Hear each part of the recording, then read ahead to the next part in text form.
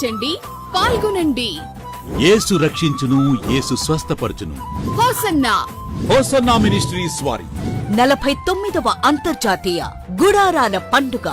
49వ అంతర్జాతీయ గుడారాల పండుగ తేదీ 2026 మార్చ్ 5వ తేదీ సాయంత్రం 5 గంటల నుండి 8వ తేదీ మధ్యాహ్నం వరకు.